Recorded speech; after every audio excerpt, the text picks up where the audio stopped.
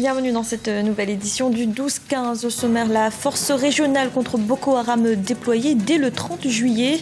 L'annonce a été faite ce jeudi à l'issue d'une rencontre entre le président nigérian et les chefs d'État des pays voisins. Le président ghanéen John Dramani Mahama appelle à l'unité nationale. Une commémoration avait lieu mercredi en hommage aux victimes des inondations et de l'explosion de la station-service le 3 juin dernier. Et l'intégration économique se renforce en Afrique de l'Est. 26 pays de la sous-région ont signé mercredi un traité de libre-échange. Mais tout d'abord, la présidente de la Commission de l'Union africaine, Nkosazana Dlamini Zuma, s'est exprimée jeudi sur le drame des migrants africains en partance vers l'Europe. À l'occasion du 25e sommet de l'Union africaine, elle a appelé les dirigeants du continent à arrêter cette crise migratoire. Pour la présidente de la Commission de l'UA, ce phénomène pourrait mettre les économies africaines en grande difficulté. Les chefs d'État des pays du lac Tchad étaient réunis ce jeudi à Abuja, au Nigeria. Un sommet consacré une fois de plus à la lutte contre le groupe terroriste Boko Haram. Il est notamment question de finaliser la mise en place de la force régionale qui sera opérationnelle dès le 30 juillet prochain. Ibrahim Ndiaye. Annoncée depuis plusieurs mois, la mise en place de la force multinationale chargée de lutter contre Boko Haram semble cette fois-ci être sur les bons rails. Réunis à Abuja, au Nigeria, ce jeudi 11 juin, les chefs d'État du Nigeria, du Tchad, du Niger, du Cameroun et du Bénin ont défini les grandes lignes de ce bataillon. Cette force d'intervention conjointe multinationale sera composée de 8700 militaires, policiers et civils et devrait coûter environ 30 millions de dollars durant les 12 prochains mois. C'est une force qui avait déjà été évoquée il y a déjà plus d'un an. Donc là, visiblement, le président Buhari est déterminé à la mettre en place. C'est évident que le Nigeria doit être le maillon fort de cette force multinationale qui semble être créée uniquement par rapport à Boko Haram, alors que je pense qu'il est important de voir le problème au-delà de Boko Haram. Et je pense que cette force multinationale peut être également l'un des outils de la mise en place de la Pax Africana, c'est-à-dire une armée continentale à l'échelle africaine. Donc c'est une expérience assez intéressante qui sera sans doute mise en place. Pour son fonctionnement, elle sera dirigée par un général nigérian, tout court Bouraté. Le Cameroun prendra le poste de numéro 2 pour une durée initiale de 12 mois. Le poste de chef d'état-major reviendra à un Tchadien pour une durée d'1 an. Le quartier général donc probablement resterait à N'Djamena, mais en tout cas un commandement donc qui serait assuré par le Nigeria. Donc il y a encore des débats pour savoir si le commandement sera tournant ou s'il restera réellement de manière concrète au Nigeria. Je pense qu'il y a également une question de leadership du point de vue de la structuration politique de cette force, tout en sachant qu'elle est liée aux personnalités des chefs d'État et que si Buhari vient d'arriver au pouvoir, eh bien les autres dirigeants ne sont pas nécessairement certains de rester très longtemps au pouvoir. Donc il y a aussi ces enjeux-là qui doivent se poser, faire en sorte que cette force multinationale dépasse finalement les égos des différents chefs d'État. Sur le financement, le Nigeria a promis 100 millions de dollars pour le lancement de la force multinationale.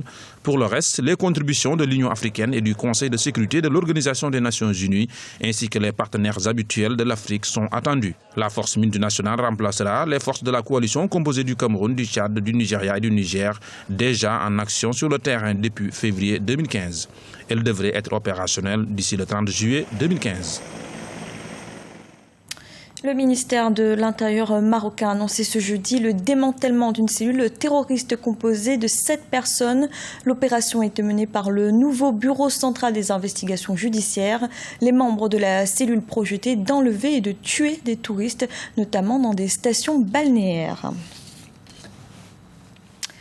Au Ghana, une commémoration avait lieu mercredi en hommage aux victimes des inondations et de l'explosion de la station-service survenue le 3 juin dernier. À cette occasion, le président ghanéen John Dramani Mahama a appelé à l'unité nationale et promis des mesures d'urgence pour les rescapés et les déplacés. Lisa Kizimana. L'heure était au recueillement et aux prières mercredi 10 juin à Accra, au Ghana. C'était lors de la commémoration des victimes emportées par les inondations et l'incendie survenu le 3 juin 2015. Le président ghanéen John Dramani Mahama a tenu à se joindre aux familles éprouvées.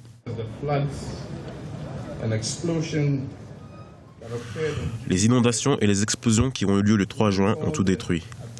Cela nous oblige à faire face à certains détails importants de la réalité. Dans ces moments difficiles, le président a appelé le peuple à rester solidaire et renforcer l'unité nationale.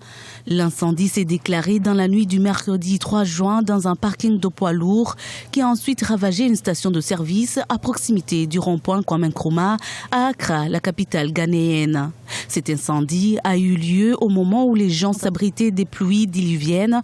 Bilan 150 morts et plus de 10 000 personnes affectées par les inondations qui ont semé le chaos à Accra, submergeant des quartiers entiers.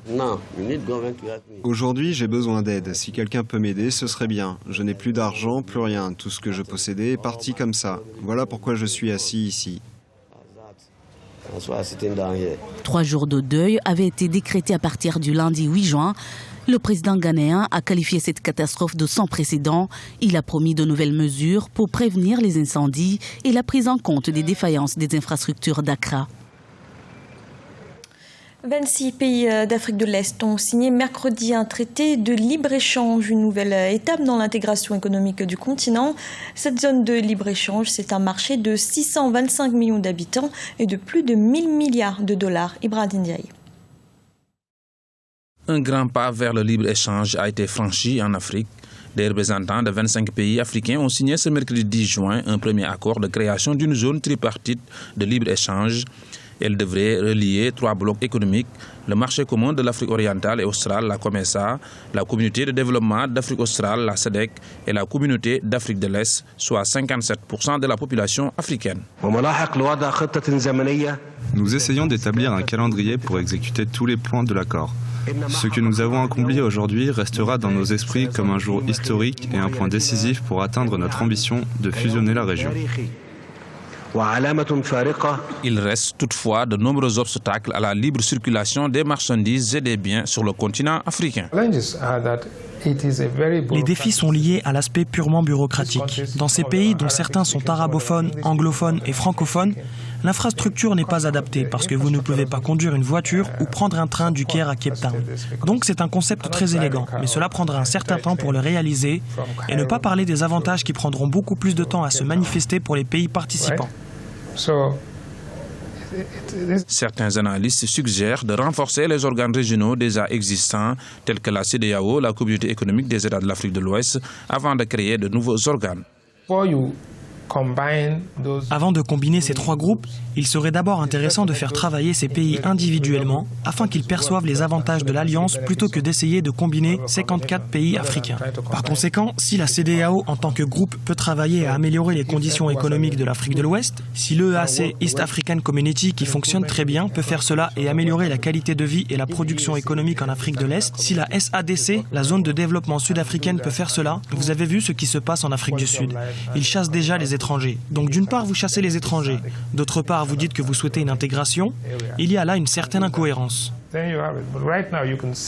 La nouvelle alliance, si elle devient effective, constituera 60% du produit intérieur brut du continent, soit 1,2 milliard de dollars, et devra contribuer à la croissance de 30% du commerce en Afrique. L'accord devrait être mis en œuvre si toutes les conditions sont réunies d'ici 2017. C'était le journal de la rédaction. Merci de l'avoir suivi. Retrouvez dans un instant une nouvelle édition de l'information.